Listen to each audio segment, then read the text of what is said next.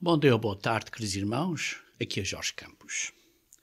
Durante esta última semana, vimos fotografias de um carro convertível vermelho no meio do espaço com uma foto do planeta Terra atrás. E a parte que foi uma beleza foi de ver, uma vez mais, o lindo planeta Terra, esta bolinha tão linda, azul e branca, tão linda que o planeta Terra é. Queridos irmãos, a criação de Deus, toda a criação de Deus é absolutamente extraordinária. De que maneira você olha, é uma coisa fantástica. Vejam comigo, se faz favor, em Romanos capítulo 1, versículo 20. Romanos capítulo 1, versículo 20.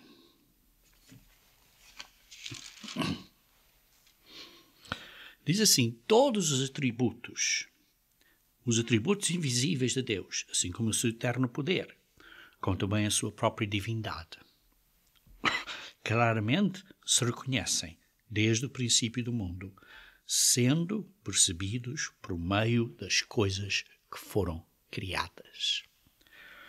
Toda a divindade, todo o poder, toda a divindade de Deus se entende pelas coisas que foram criadas. Noutras palavras, as coisas que foram criadas são, digamos assim, de uma maneira de ver, como modelos ou sombras da realidade da imagem exata que é eterna. Queridos irmãos, Deus criou o mundo físico como uma oportunidade para nós para sermos treinados. Uma oportunidade para sermos treinados para o que vem quando viermos a ser seres espirituais. E por isso, muitas das coisas físicas à nossa volta são simplesmente criadas por Deus como sombras, como modelos de coisas por vir. Vejam, por exemplo, em 2 Coríntios capítulo 4. 2 Coríntios capítulo 4, versículos 17 e 18.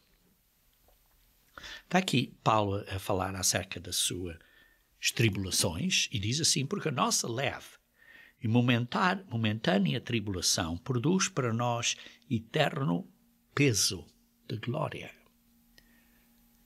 Esta vida física, com as suas dificuldades, dão-nos a preparar para uma glória acima de toda comparação. Não atentando nós nas coisas que se vêem, mas que não se vêem. Porque as que se vêem são sempre temporais. As coisas físicas são temporárias. E as que não vêem são eternas. São eternas. Queridos irmãos, estamos aqui num campo de treino, nesta vida física, para a glorificação eterna por vir. Vejam aqui outro exemplo. Em Hebreus capítulo 4. Hebreus capítulo 4. Falando aqui acerca do sábado. Hebreus capítulo 4. Diz assim no versículo 4 e 5. Porque em certo lugar assim disse, no tocante ao sétimo dia, isto é o sábado, e descansou Deus no sétimo dia de todas as obras que fizera. E novamente no mesmo lugar diz, não entrarão no meu descanso. Estão a entender o que está a dizer aqui? Quer dizer que Deus descansou, mas que certas pessoas não vão entrar nesse descanso. Ora, se têm o sábado, se estão a guardar o sábado todos os 7 dias, certamente estão a entrar no descanso. Então o que é que está aqui a falar? Está a falar de algo espiritual além do ponto físico, que é o sábado. O ponto físico, sábado, é simplesmente, digamos assim, uma sombra de algo por vir, o descanso eterno no reino de Deus. E depois continua assim, aqui, por exemplo, no versículo 9. Portanto, resta um repouso, ou um repouso sabático, ou um sabatismo, para o povo de Deus. Resta um sabatismo, uma guarda do sábado para o povo de Deus. Sim, o povo de Deus. Para o povo de Deus, nós, como povo de Deus, o povo espiritual de Deus, para nós resta a guarda do sábado. Queridos irmãos, o sábado não foi uma coisa temporária que era só para os israelitas.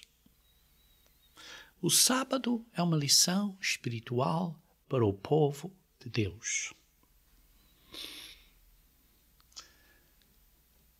E assim, Deus nos dá muitos exemplos físicos que têm significados espirituais. Por exemplo, a promessa para os israelitas da terra prometida. É um exemplo físico. Mas para nós, a meta, a promessa da terra prometida para nós é o reino de Deus. Esse reino de Deus vai ser um verdadeiro descanso.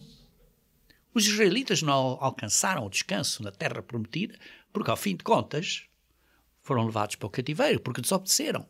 Você leia, por exemplo, o livro de Deuteronômio, na parte final do livro de Deuteronômio, nos últimos capítulos, continuamente está a dizer: vocês obedeçam-me, mas eu sei que não vão obedecer, por favor, obedeçam-me, mas vocês não vão obedecer, vão ser castigados. Ouçam, até Moisés fez uma canção, Deus inspirou a Moisés a dar uma canção, a dizer a canção de Moisés, a dizer: vocês vão ser castigados. Porquê? Porque tem um espírito, tem uma mentalidade, tem uma atitude desobediente. E por isso, queridos irmãos, eles não entraram no seu descanso, porque desobedeceram, como lemos aqui em Hebreus capítulo 4. Podem ler isso no versículo 6 e 7 também. Outro exemplo, por exemplo, é Jesus Cristo no modelo de oração, diz: dá-nos o nosso pão de cada dia. Mas está claro, isso representa o pão físico, mas também representa o pão espiritual que precisamos todos os dias, que é o Espírito Santo de Deus, que é Cristo a viver em nós pelo Espírito Santo de Deus. Outro exemplo, por exemplo, o corpo humano. Temos os braços, as mãos, os dedos, vários membros do corpo. Paulo usa o exemplo do corpo para explicar como nós, como membros da Igreja de Deus, somos partes do corpo espiritual de Cristo. E por isso então usa o corpo humano como uma analogia, uma sombra da realidade que é o corpo de Cristo, que é a Igreja de Deus.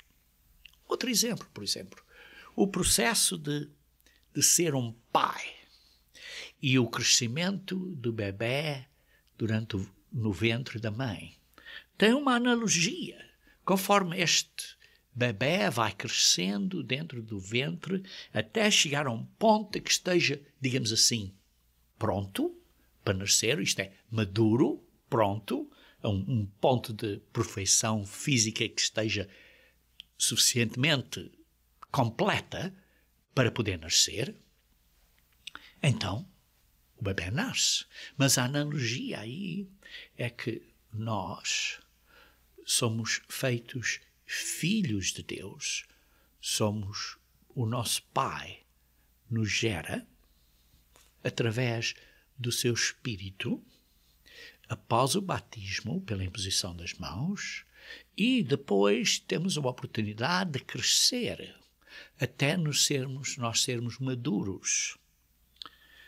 Para quando sejamos maduros, completos, esse processo de crescimento esteja completo, para sermos mudados, transformados em seres espirituais, isto é, para sermos glorificados.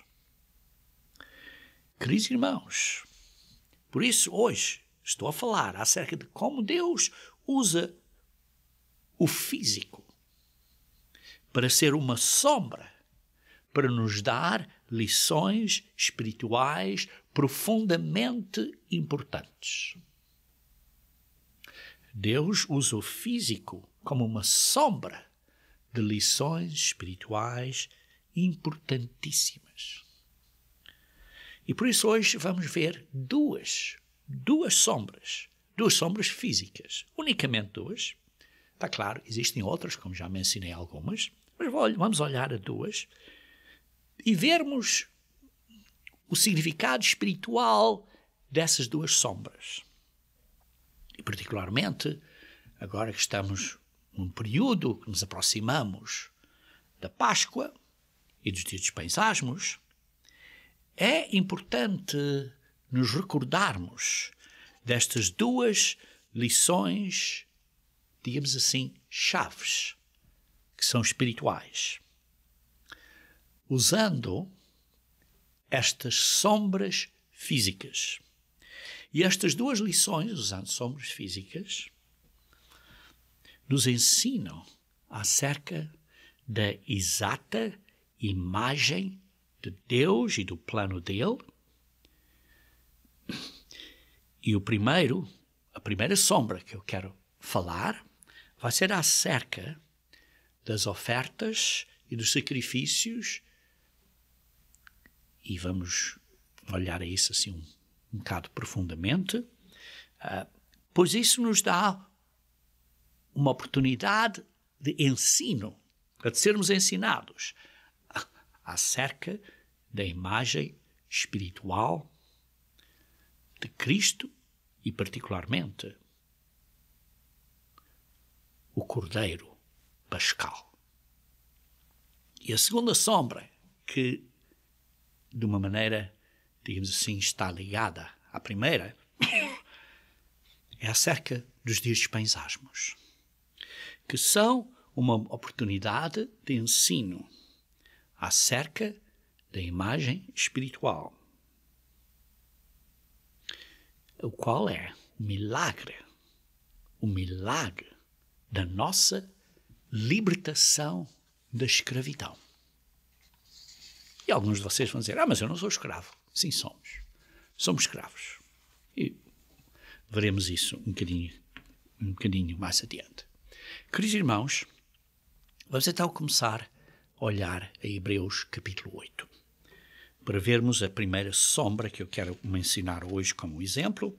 Em Hebreus capítulo 8, versículo 4 a 5, diz assim: Ora, se ele estivesse na terra, nem mesmo sacerdote seria. Isto é, porque Jesus Cristo, se estivesse na terra, nem sacerdote seria. Porquê? Porque ele não era descendente de Arão.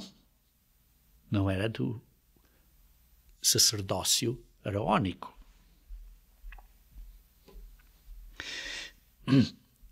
Continuando a ler. Visto existirem aqueles que oferecem os dons segundo a lei.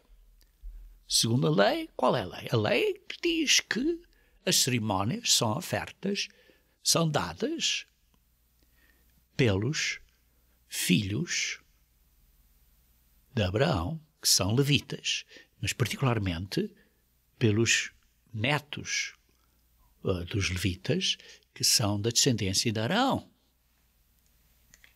ou bisnetos, ou outras gerações depois dessas. Mas tem que ser daqueles da geração de descendentes de Arão. Continuando a ler no versículo 5. Os quais ministram em figura e sombras das coisas celestes. Os quais ministram em figura. Quer dizer, estes sacerdotes são uma figura, são um modelo de coisa celeste. E e estão a ministrar em coisas que são sombras de coisas celestes. Isto é, o ministério, o sacerdócio de Arão é uma figura do sacerdócio de Melquisedeque. E o templo, ou inicialmente o tabernáculo, antes do período de Salomão, o tabernáculo, ou depois de Salomão, o templo, é simplesmente uma sombra de coisas celestes, que é do trono de Deus no céu. Assim como foi Moisés divinamente instruído. Moisés foi divinamente instruído quando estava para construir o tabernáculo. Pois diz ele, vê que faças todas as coisas de acordo com o modelo. De acordo com o modelo que te foi mostrado no monte. E por isso ele teve que fazer as coisas de acordo com esse modelo para ser uma sombra do que é celeste. Vejamos então aonde Paulo está aqui a citar isto. Então vamos andar um bocadinho para trás e ler em Êxodos 24. Êxodos 24, versículo 9 a 11. Êxodos 24. Vamos andar um bocadinho para trás, ver aqui um bocadinho da história, para pôr isto dentro de um contexto, para que possamos entender isto perfeitamente. Êxodos 24, versículo 9 a 11. Diz assim, e subiram Moisés e Arão e Nadab e Abiú e 70 dos anciãos de Israel. Não foi só uma ou duas pessoas, inicialmente, aqui, foram 70 e pelo menos aqui 74. E viram o Deus de Israel. E viram o Deus de Israel. Sob cujos pés havia uma como pavimentação de pedra de safira, que se parecia com o céu na sua claridade.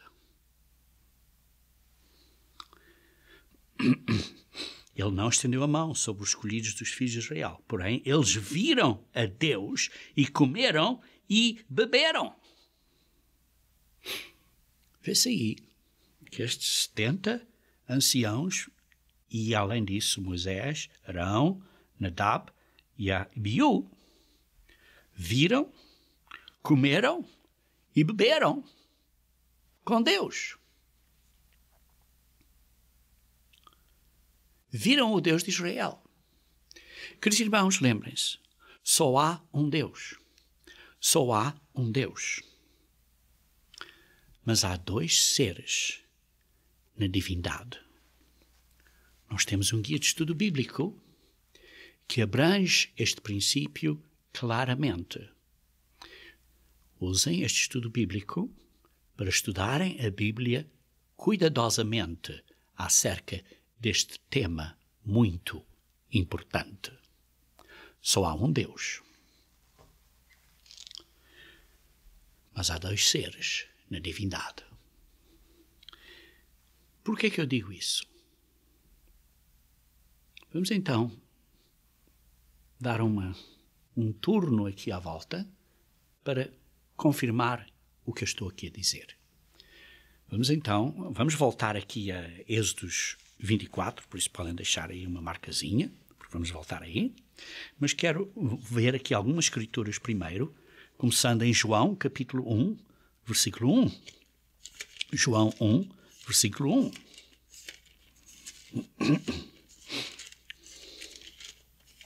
Vejam, se faz favor aqui, João 1, versículo 1, diz assim, no princípio era o Verbo, Ora, sabemos que o Verbo se fez carne, veio a ser Jesus Cristo, como lemos no versículo 14. Mas no princípio era o Verbo. E o Verbo estava com Deus e o Verbo era Deus. Vê-se aqui que o Verbo estava com... Agora o Verbo é Jesus Cristo, mas o pré-encarnado Verbo estava com o Pai. E o Verbo era Deus, e está claro, o Pai é Deus. E vê-se aqui, só há um Deus, mas há dois seres nesta divindade. Ele estava no princípio com Deus. O Verbo estava no princípio com Deus. Este ser divino, o Verbo, estava com Deus. Ora, um bocadinho mais adiante, no versículo 18, diz assim: ninguém jamais viu a Deus. Está claro aqui, está-se a referir ao Pai. Diz assim, o Filho unigênito, o Deus unigênito. Está no seio do Pai, é que o revelou. Aqui está a dizer, no princípio era o Verbo. E o Verbo estava com Deus, e o Verbo era Deus. E ninguém viu o Deus, o Pai. Ora, se não viram o Pai, é porque viram o Verbo. Mas só há um Deus, com dois seres nesta divindade. Isso também podem ler em outros como João 5, 37 e João 6, 44 e outros assim que está a dizer que só viram o Verbo, Jesus Cristo. Vejam também em João 14, versículo 7. João 14. João 14.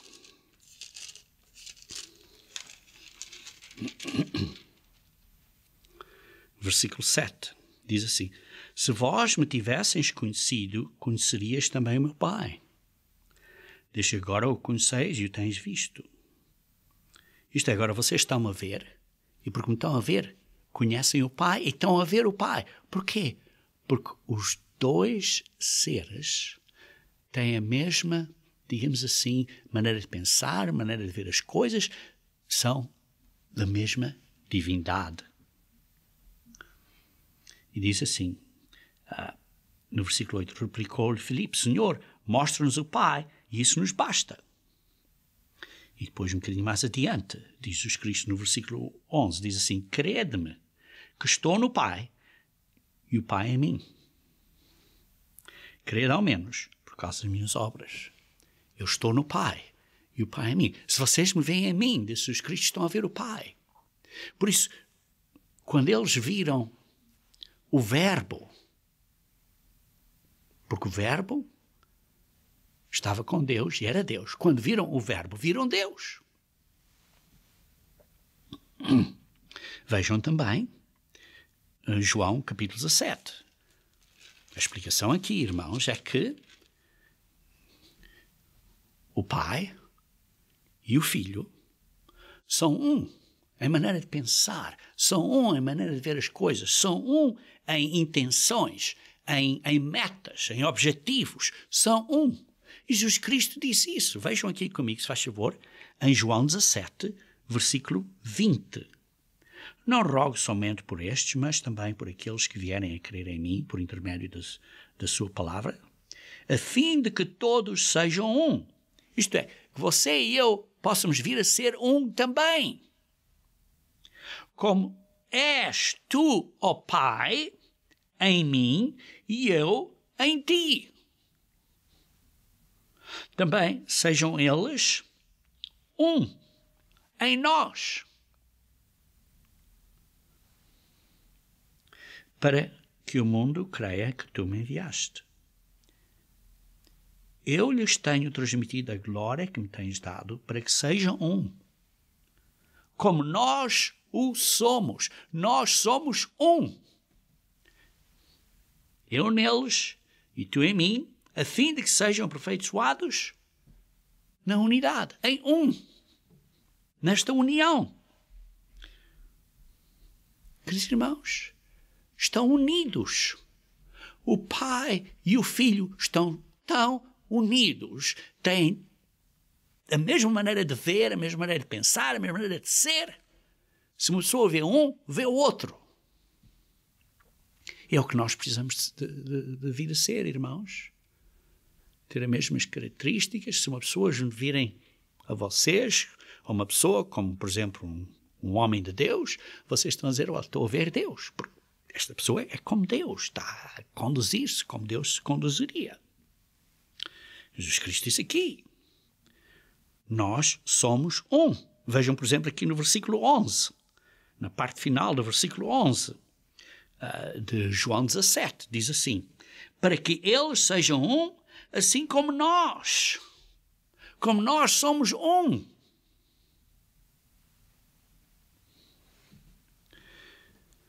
Queridos irmãos, precisamos de entender um ponto importante aqui. É que Deus delegou todas as responsabilidades de criar, julgar, de atuar com a humanidade e com os anjos ao Verbo, que agora é Jesus Cristo. Deus delegou a Ele. Delegou a Ele, por exemplo, vejam aqui, todo o julgamento. Vejam, por exemplo, em João capítulo 5. João capítulo 5. João capítulo 5, versículo 21 a 23. Diz assim, pois assim como o Pai ressuscita e vivifica os mortos, porque o Pai ressuscitou Jesus Cristo, assim também o Filho vivifica aqueles a quem quer. E o Pai ninguém julga, mas ao Filho confiou todo o julgamento. Ao Filho delegou a responsabilidade do julgamento, a fim de que todos honrem o Filho de modo porque honram o Pai. Quem não honra o Filho, não honra o Pai que o enviou. Quem não honra o Filho, não honra o Pai que o enviou. O Pai delegou tudo ao Filho, ao ponto que delegou a Ele a criação. Vejam aqui em João capítulo 1, onde lemos há pouco, João capítulo 1, versículo 2, ele estava, isto é o Verbo, estava no princípio com Deus, isto é o Verbo que veio a ser Jesus Cristo. E versículo 3, todas as coisas foram feitas por intermédio dele. E sem ele, nada do que foi feito se fez. Tudo foi feito por intermédio de Jesus Cristo. É como o exemplo, queridos irmãos, o senhor Henry Ford, há muitos anos fazia carros. Mas não é ele que fazia os carros. Tinha os seus trabalhadores que faziam os carros. Mas os próprios trabalhadores não faziam sozinhos. Tinham a eletricidade e as máquinas e isso tudo a ajudar. Tinham certas forças e poderes à volta deles, ferramentas para ajudar. E a mesma coisa. O Pai fez tudo, mas fez através, por intermédio, do Filho. Aquele que ele delegou a responsabilidade de fazer tudo. E o Filho, por seu lado, usou o poder do Espírito Santo para fazer tudo. Sim, o Espírito Santo, uma das características do Espírito Santo é o poder de Deus. Mas está claro, o Espírito Santo é muito mais do que isso. É muito mais do que isso, simplesmente. Continuando então a ler. No João capítulo 3, versículo 35. João 3, versículo 35. Diz assim, o Pai ama ao Filho e todas as coisas tem confiado às suas mãos. Estão a entender o que está a dizer aqui? O Pai ama o Filho e confiou tudo. Confiou tudo. Delegou tudo às mãos do Filho. É o que diz aqui. Confiou tudo. Vejam aqui em 1 Coríntios capítulo 15. 1 Coríntios capítulo 15. 1 Coríntios capítulo 15, versículo 25.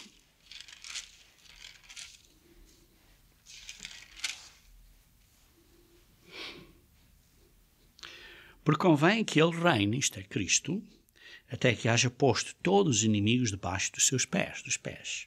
O último inimigo a ser destruído é a morte. Porque todas as coisas sujeitou debaixo dos pés, e quando diz que todas as coisas lhe estão sujeitas, certamente exclui aquele que tudo lhe subordinou. Aquele que tudo lhe deu, delegou a ele para fazer isso. Quando, porém, todas as coisas lhe estiverem sujeitas, então o próprio Filho também se sujeitará àquele que todas as coisas lhe sujeitou. Aquele que lhe delegou tudo. Para que Deus seja, isto é o Pai, seja tudo em todos.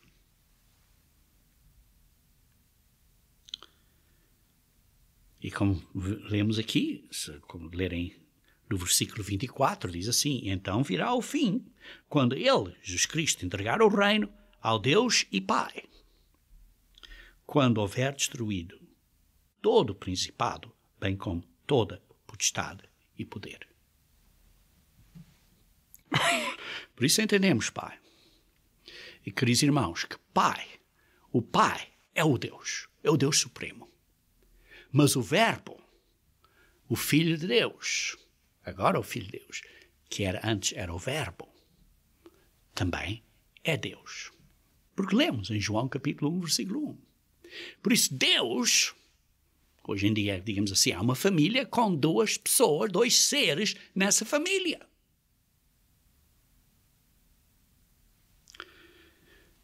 E por isso Deus é esta divindade, digamos assim, esta família, o Pai e o Filho. E quando vemos o Filho, vemos o Pai. E por isso porque ambos são Deus. Ambos são a família Deus.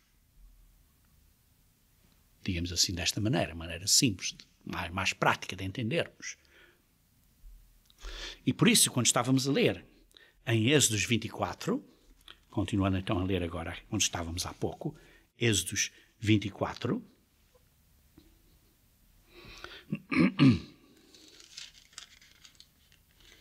e quando lemos aí que eles viram o Deus de Israel, e diz assim, viram o Deus de Israel, e depois diz, ele não estendeu a mão no versículo 11, sobre os escolhidos dos filhos de Israel, porém, eles viram a Deus e comeram e beberam. Continuando então no versículo 12, então disse o Senhor a Moisés, sobe a mim ao monte e fica lá. Então depois destes 70, mais Moisés e Arão e Nadab e Abiú, virem a Deus e comerem e beberem, Deus disse a eles, Moisés, sobe ao monte e quando vocês os outros depois voltam lá para baixo. E foi assim. E depois lê-se um bocadinho mais adiante, que Moisés esteve lá por 40 dias e 40 noites, e depois lê-se um bocadinho mais adiante, no versículo 40 do capítulo 25, no versículo 40 do capítulo 25 de Êxodo, diz, e vê, pois, que tudo faças segundo o modelo que te foi mostrado no monte. Quando Moisés foi ao monte, esteve com Deus, e o ser Deus que falou com ele, está claro, foi o Verbo, aquele que fala, o porta-voz, aquele que foi enviado, ou que tudo foi delegado a ele pelo Pai. Ele viu tudo, falou com Deus, o Filho de Deus, falou com ele e recebeu este modelo. E então, usando esse modelo, construíram o tabernáculo. Então, continuando agora em Hebreus capítulo 8. Hebreus capítulo 8, onde estávamos há pouco. Hebreus capítulo 8, versículo 5. Hebreus capítulo 8, versículo 5.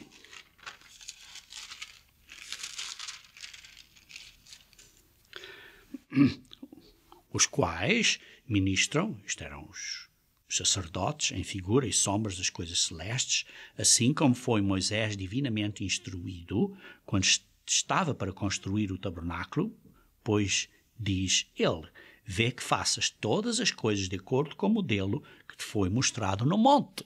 E como vimos isto, aqui em Hebreus capítulo 8, está a ser citado de Êxodo 25:40, como lemos aqui.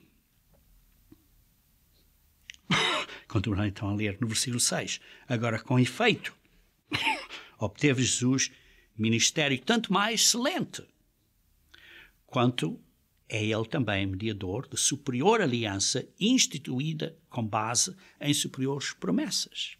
E aqui vê-se que Moisés foi instruído a construir, de acordo com o modelo celestial, o tabernáculo.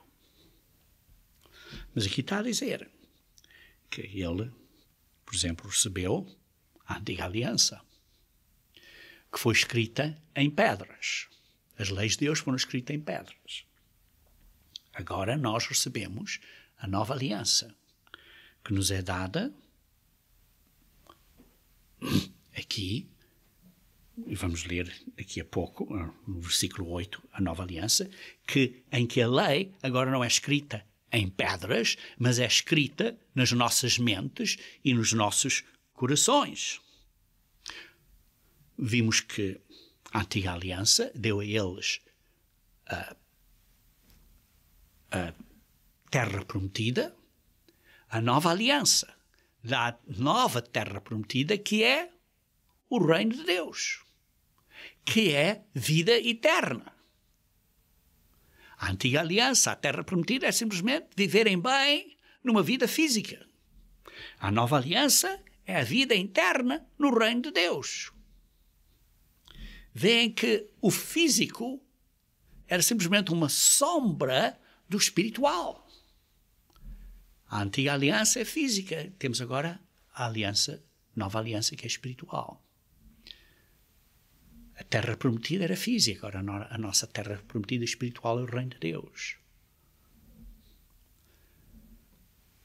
Essa aliança dava a eles uma vida boa nessa terra, mas era simplesmente uma vida física.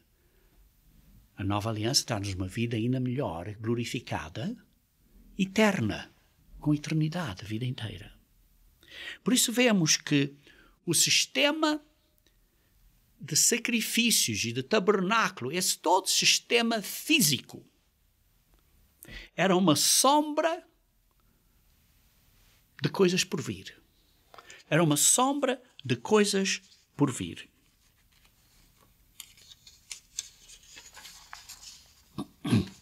Vejamos então em Hebreus capítulo 9, começando a ler no versículo 1. Ora, a primeira aliança também tinha preceitos de serviço sagrado e o seu santuário terrestre. Sim, a primeira aliança tinha estas coisas físicas, terrestres. Com efeito, foi preparado o tabernáculo, cuja parte anterior, onde estavam o candeeiro, a mesa, a exposição dos pães, isso se chama lugar santo, e por trás do segundo véu se encontrava o tabernáculo, que se chama o Santo dos Santos. Isto era um modelo de coisas espirituais.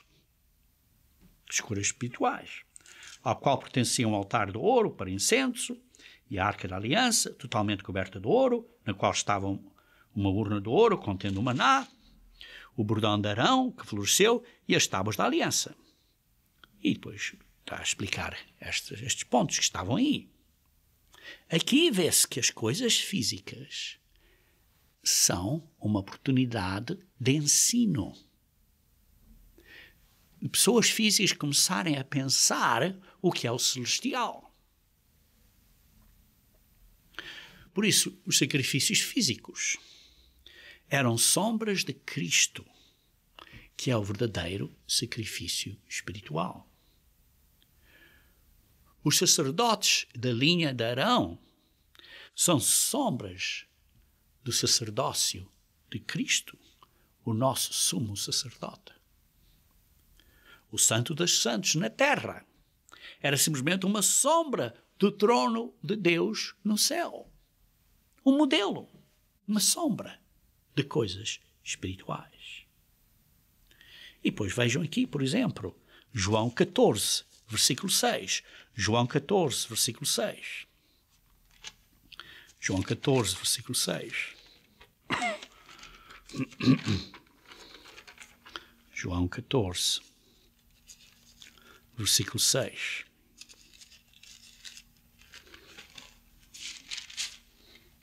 Diz assim, respondeu Jesus, eu sou o caminho e a verdade e a vida. Ninguém vem ao Pai senão por mim. Por quê? Porque Jesus Cristo, como este sacerdote espiritual, é o verdadeiro sacerdote para termos acesso ao Pai. O sumo sacerdote físico simplesmente era uma sombra do sacerdote espiritual, que é Jesus Cristo. Agora considerem um bocadinho mais aqui em Hebreus capítulo 9. Hebreus capítulo 9, onde estávamos a ler há pouco, vamos agora ler no versículo 13 e 14. Portanto, se o sangue de bodes e de touros e a cinza de uma novilha, aspergidos sobre os contaminados, os santificam quanto à purificação da carne, muito mais o sangue de Cristo, que pelo Espírito Eterno a si mesmo se ofereceu sem mácula a Deus, purificará a nossa consciência de obras mortas, para servirmos ao Deus vivo. Queridos irmãos, vê-se aqui que Cristo fez o sacrifício e se ofereceu uma vez para limpar as nossas consciências. Lembrem-se que Ele é aquele, era o Verbo, que nos criou. Tudo foi criado por meio dele. Ele é o Criador, debaixo da instrução, da guia, da direção do Pai. Debaixo dessa autoridade do Pai.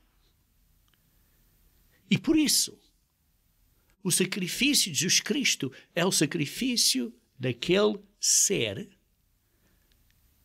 que é da divindade, que é Deus, que nos criou e que morreu por nós. Começar a entender o grande significado desta sombra que era a Páscoa física. Que é a Páscoa física? Porque a verdadeira Páscoa espiritual é o Cordeiro Pascal, que é Jesus Cristo. Estamos a entender o significado disto? Estamos a entender isto? Foi oferecido uma vez. Hebreus 9, versículo 28. Diz assim também Cristo, tendo-se oferecido uma vez para sempre, para tirar os pecados de muitos, aparecerá uma segunda vez sem pecado aos que o aguardam para a salvação. Isto é a imagem exata. A imagem exata do significado destas coisas físicas. A imagem exata das sombras dos sacrifícios físicos. Vejam, por exemplo, em capítulo 10, versículo 1. Ora, visto que a lei tem sombra de bens vindouros, qual lei? A lei de sacrifícios, está claro. A lei das cerimónias tem sombra dos bens vindouros. Do sumo sacerdote espiritual, que é Cristo, do tabernáculo celestial, que é o trono de Deus, são sombras de bens vindouros, não a imagem real das coisas. Nunca jamais pode tornar perfeitos os ofertantes com os mesmos sacrifícios que ano após ano, perpetuamente, eles oferecem e ofereciam. Esses sacrifícios que eram feitos no tabernáculo, no templo, de ano a ano, continuamente, dia a dia, de mês a mês, de semana a semana, não contavam para fazer os ofertantes perfeitos, como diz aqui. Nunca jamais podem tornar perfeitos os ofertantes, aqueles que oferecem. De outra sorte, não teriam cessado de ser oferecidos. Sim, se de facto fossem permanentes, teriam cessado de ser oferecidos. Por isso, a lei Não é a lei de Deus com os 10 mandamentos, não. É a lei cerimonial dessas cerimónias do templo e do sacerdócio. Essa lei foi mudada para que o sacerdócio agora é o sacerdócio de Cristo, de acordo com Melquisedeque. E por isso, essa lei cerimonial era uma sombra da realidade, da imagem exata, que é Cristo e que é o celestial. Continuando então a ler no versículo 14 do capítulo 10. Versículo 14 do capítulo 10. Porque com uma única oferta, isto é Jesus Cristo, com uma única oferta do seu corpo, perfeito, sem pecado, uma única oferta, aperfeiçoou para sempre quantos estão sendo santificados. Este sacrifício de Cristo é suficiente para aperfeiçoar para sempre aqueles que estão a ser santificados. Porquê? Estão a ser santificados porque estamos num processo de santificação. E por isso vê-se aqui que a primeira sombra, que é a física, acerca de ofertas e sacrifícios, é uma oportunidade de aprendizagem acerca da imagem exata, que é Cristo, que é o sacrifício de Cristo, o Cordeiro de Deus, a verdadeira Páscoa, o Cordeiro Pascal. E por isso é muito importante quando nós observamos a Páscoa, à sua data correta, à sua hora correta. Isso, queridos irmãos, por isso é importante entendermos os dias santos de Deus e as festas de Deus, porque representam e significam e que têm, digamos assim, são sombras de coisas por vir. Por isso ninguém vos julga acerca dos dias santos e dos sábados, mas a Igreja de Deus, como lemos em Colossenses. Queridos irmãos, vejamos aqui em 1 Coríntios capítulo 11. 1 Coríntios capítulo 11, versículo 29. 1 Coríntios capítulo 11, versículo 29. Diz assim: pois quem come e bebe sem discernir o corpo de Cristo, come e bebe juízo para si. Se você está a comer e beber os símbolos da Páscoa, o pão e o vinho, e você não tem o discernimento do corpo do Senhor, você bebe juízo para você. Precisamos discernir o corpo do Senhor. Ora, aí há várias implicações, mas duas pelo menos quero mencionar. Primeiro, temos que discernir o corpo de Jesus Cristo, porque Ele era o Verbo. Foi através dele, debaixo da autoridade do Pai, foi por Ele que tudo foi criado. Ele é o Criador. E por isso, qual é o valor do seu sacrifício, do seu corpo, do corpo de Cristo? Por isso precisamos ter muito cuidado, que quando observamos a Páscoa, não estamos a fazer isso de uma maneira indigna, como diz no versículo 27, de uma maneira indignamente, de uma maneira indigna. Não é que você seja digno ou eu seja digno, não, mas de uma maneira indigna. Como é? Não entendermos, por exemplo, o significado do sacrifício do próprio corpo do Criador.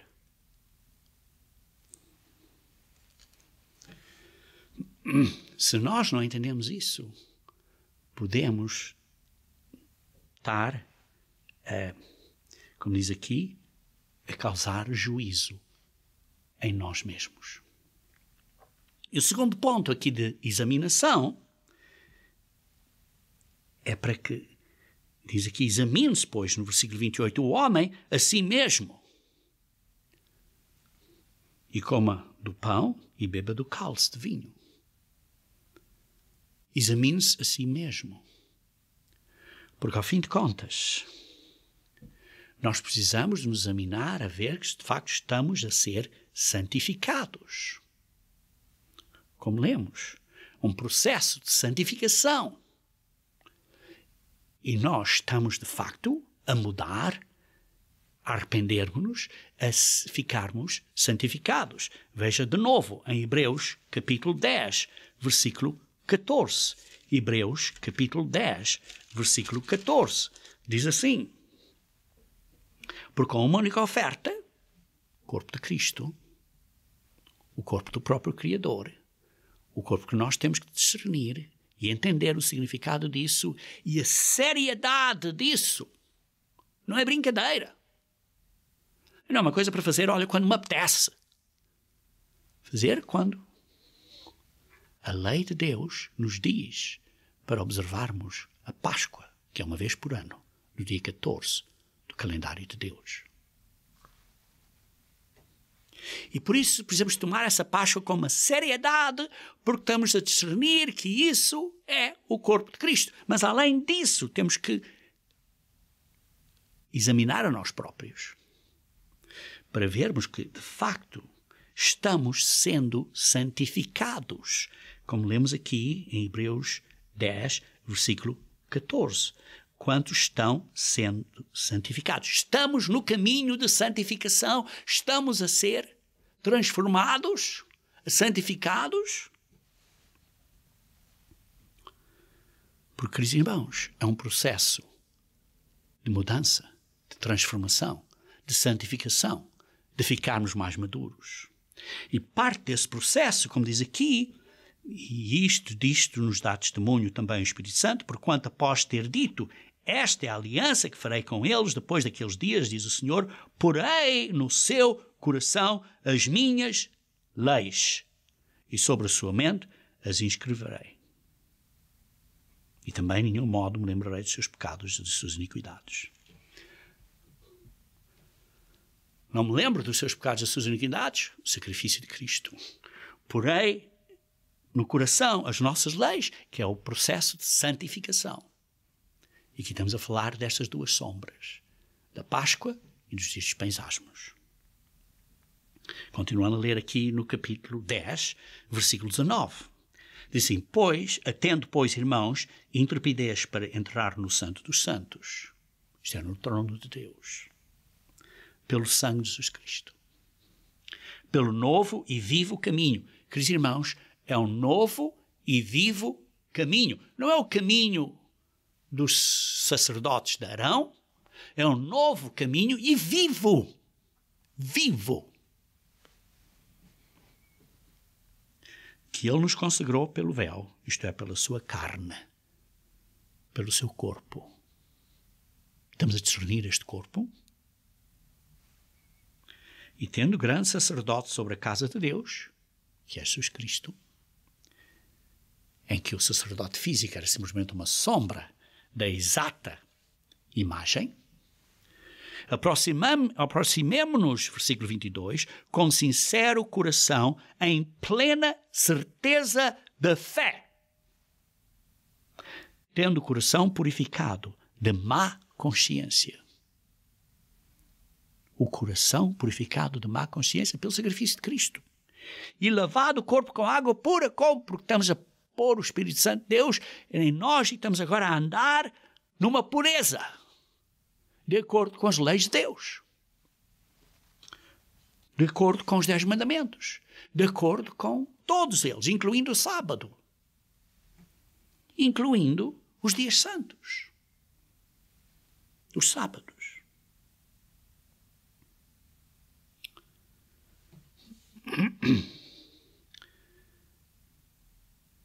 Queridos irmãos, precisamos lavar a nós próprios com água pura. E essa água pura é a obediência. Vocês leem a história de quando saíram do Egito. Leem Êxodo capítulo 13, do versículo 3 a 10. Quando saíram do Egito, disse, olha, quando saíram do Egito, no dia que saíram do Egito, vocês têm que guardar os dias dos pães asmos, sem fermento, sem coisa levedada. O que é o fermento? É um aditivo à comida, que causa os bolos e produtos de massa a se incharem, a subirem, simbolizando a soberba, a mente arrogante. E por isso, queridos irmãos, é que eles tinham que guardar os dias de pães asmos, que era uma lição física de uma coisa espiritual. O que é coisa espiritual? Coisa espiritual é não ser arrogante, não ser orgulhoso, não se inchar e pensar que é uma pessoa importante, mas ser humilde.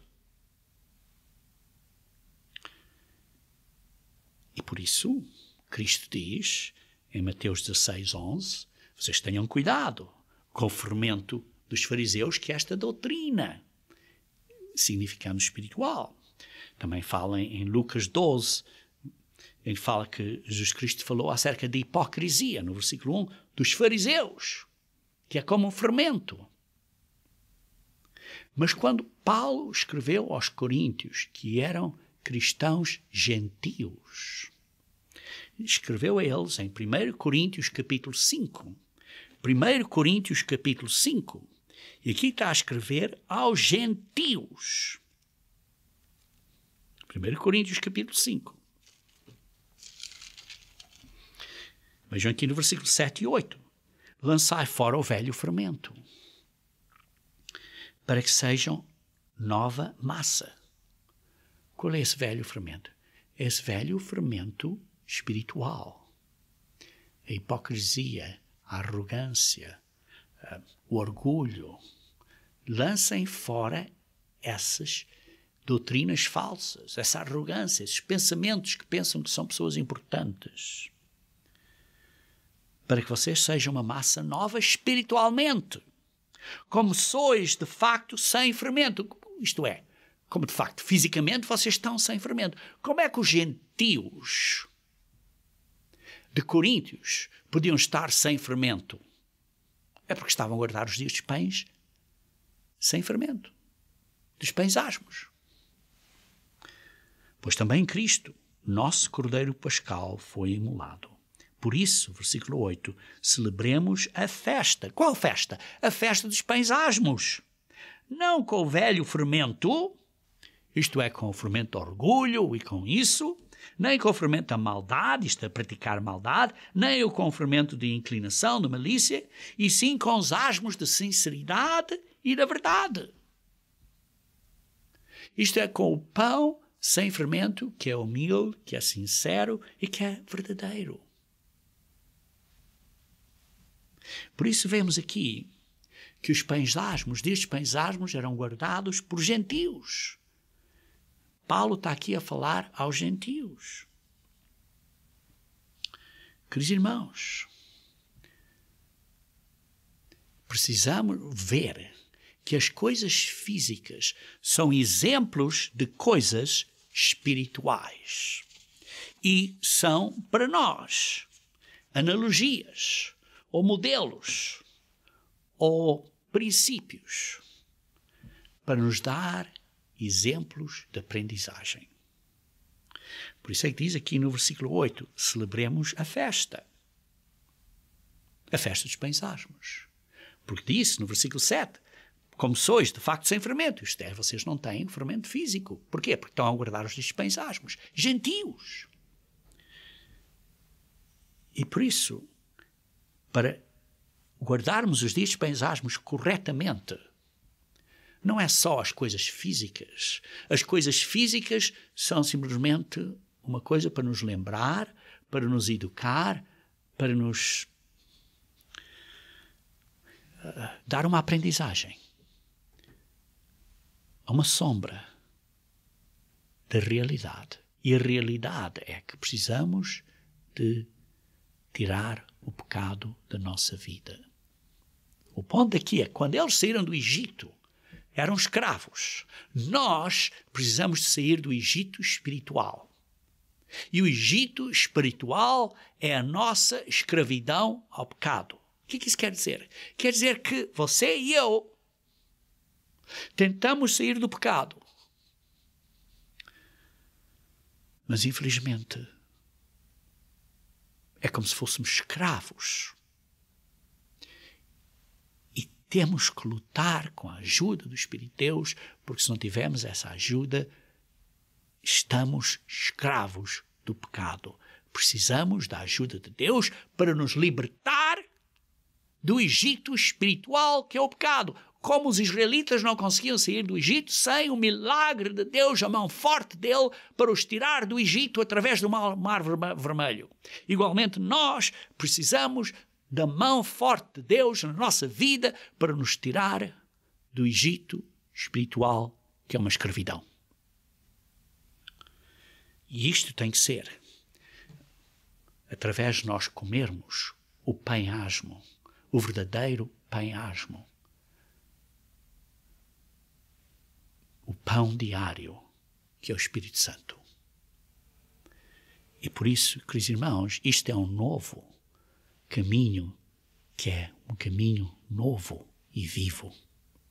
E por isso, hoje, queridos irmãos, falei acerca de 2 exemplos físicos, que são sombras de coisas espirituais. São sombras da imagem exata. Falámos acerca dos sacrifícios e o significado do sacrifício de Jesus Cristo, porque os sacrifícios dos sacerdotes físicos apontavam para o verdadeiro sacrifício, que é o sacrifício espiritual de Cristo, que é aquele que nos criou e que sacrificou a sua própria vida por você e por mim, que é um sacrifício tão grande, para ser tão respeitado e para ser tão discernido. E se vamos discernir isso ao mesmo tempo, vamos nos comprometer a viver uma vida nova, a tirar o fermento físico da nossa vida, que em analogia representa esse fermento velho, que é essa arrogância, que é esse orgulho, que é o nosso pecado, que é para Deus nos ajudar a sair da escravidão do pecado. E por isso, queridos irmãos, conforme nós nos aproximamos agora dos dias da Páscoa e dos dias dos pães asmos, nós temos uma outra oportunidade de aprendermos mais. Olharmos para Cristo como o nosso verdadeiro Cordeiro Pascal. E para tirar o pecado das nossas vidas, para nós sairmos da escravidão do Egito espiritual, que é o pecado. E porquê? Porquê? Para o nosso bem, queridos irmãos, para que nós possamos vir a ter a vida eterna.